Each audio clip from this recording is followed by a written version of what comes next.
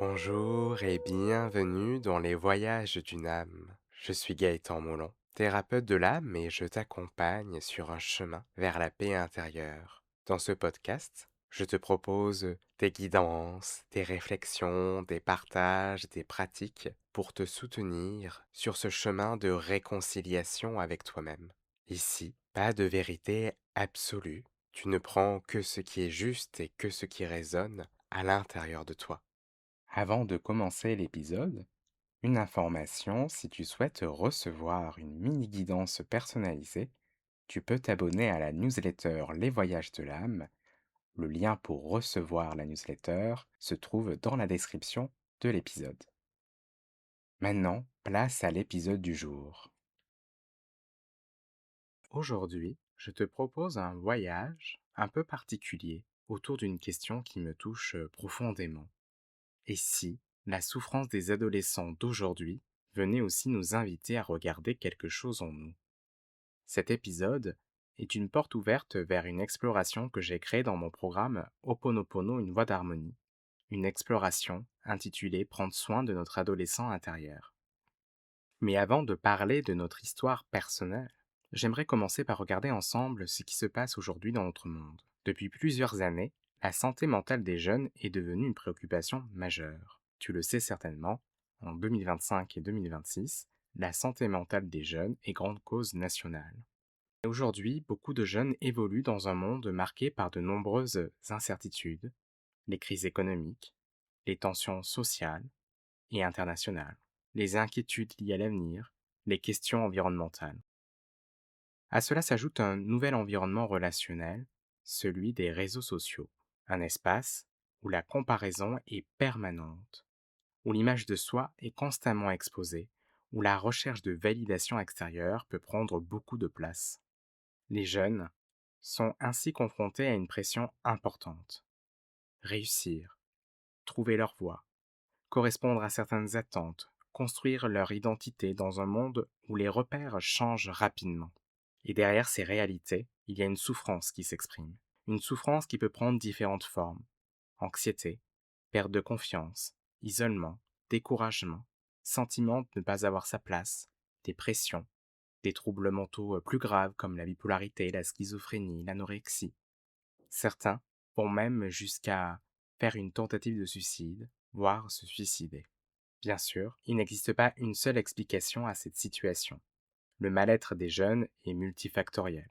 Mais aujourd'hui, j'aimerais te proposer un autre regard, un regard intérieur. Parce qu'une question peut émerger. Et si ce que les adolescents nous montrent aujourd'hui venait aussi nous inviter à regarder ce qui demande à être transformé en nous? Les adolescents peuvent parfois nous toucher profondément. Ils peuvent nous émouvoir. Ils peuvent nous inquiéter.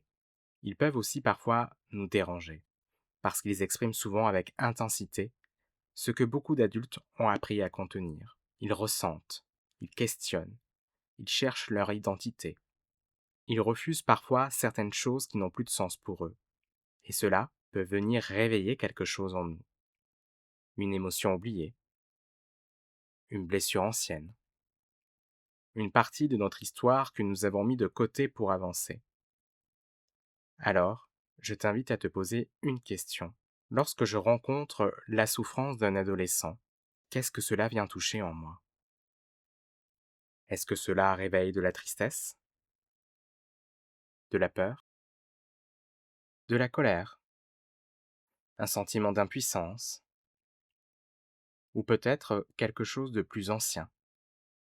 Parce que parfois, ce qui nous touche le plus à l'extérieur est aussi une invitation à regarder une partie de nous qui demande à être reconnue. Nous avons tous été adolescents. Nous avons tous traversé cette période où nous cherchions notre place, où nous découvrions qui nous étions, où nous avions besoin d'être reconnus, compris, accueillis. Mais cette période n'est jamais complètement effacée. Il existe en nous une mémoire de cet adolescent, une part de nous qui peut encore porter certaines émotions, certaines peurs ou certains besoins qui n'ont pas été entendus. Peut-être que ton adolescent intérieur a manqué de sécurité, Peut-être qu'il aurait aimé être davantage écouté. Peut-être qu'il a ressenti de la solitude. Peut-être qu'il a porté des responsabilités ou des émotions qui étaient trop lourdes pour lui. Et parfois, ces mémoires continuent d'influencer notre vie d'adulte, dans notre relation aux autres, dans notre rapport à l'autorité, dans notre capacité à exprimer nos émotions, dans notre manière de nous aimer. Prendre soin de son adolescent intérieur, ce n'est pas rester bloqué dans le passé, c'est revenir vers une partie de soi avec davantage de douceur. C'est lui offrir aujourd'hui ce dont elle avait besoin hier. Un des grands chemins de transformation passe par notre relation aux émotions. Nous avons souvent appris à nous protéger de nos émotions, à être forts, à avancer, à cacher ce qui fait mal. Comme si être vulnérable était une faiblesse. Mais la vulnérabilité est une part essentielle de notre humanité. Une émotion n'est pas un problème à supprimer, elle est un message. Elle nous montre quelque chose de notre relation à une situation, à une personne ou à nous-mêmes. Lorsque nous rejetons une émotion, elle ne disparaît pas forcément. Elle peut rester présente en nous, chercher un autre chemin pour être entendue. Mais lorsque nous lui offrons un espace, lorsque nous l'accueillons avec amour et présence, quelque chose commence à se transformer. Nous remettons du mouvement là où une mémoire était restée figée. Et c'est aussi cela prendre soin de notre adolescent intérieur, lui permettre enfin d'être entendu. Mais ce chemin ne concerne pas uniquement notre histoire personnelle, car nous ne sommes pas séparés du monde qui nous entoure. Nous faisons partie d'un ensemble. Nous sommes reliés. Chaque fois qu'une personne prend conscience d'une mémoire, accueille une blessure et remet de l'amour là où il y avait de la souffrance, quelque chose se transforme aussi au-delà d'elle. C'est une vision qui est profondément présente dans Ho'oponopono.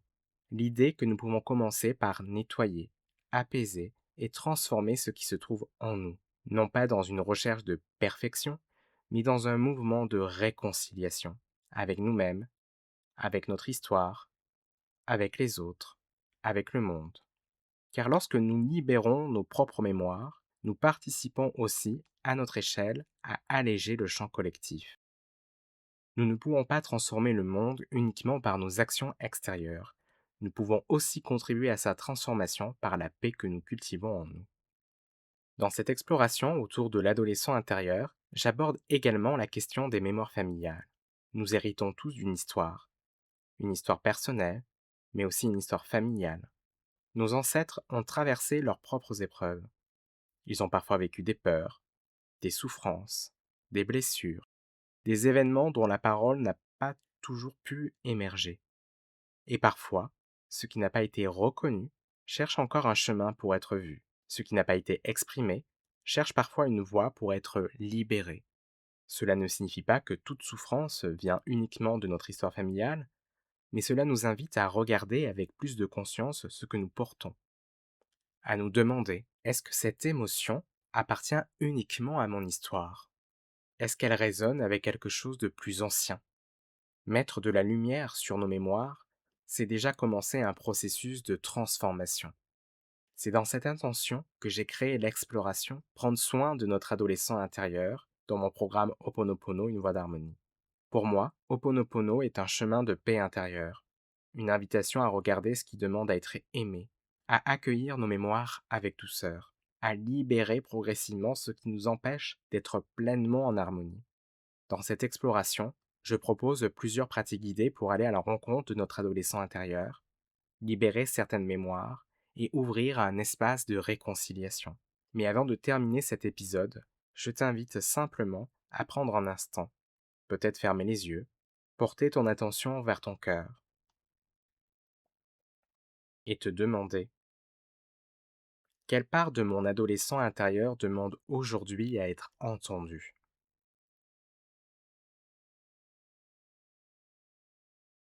Quelle émotion aimerait recevoir davantage d'amour?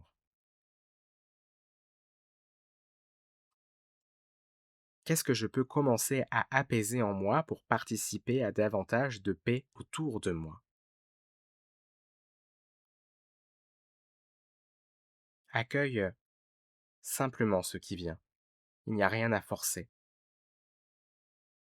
Chaque prise de conscience est déjà un mouvement de transformation. Voilà ce que je souhaitais te partager aujourd'hui. Je te remercie de m'avoir écouté jusqu'au bout. Et si cette exploration résonne en toi et que tu souhaites aller plus loin, je t'invite à découvrir mon programme Ho'oponopono, une voie d'harmonie. Tu y découvriras une approche progressive de cette pratique, ainsi que des explorations guidées pour avancer sur ton propre chemin d'harmonie.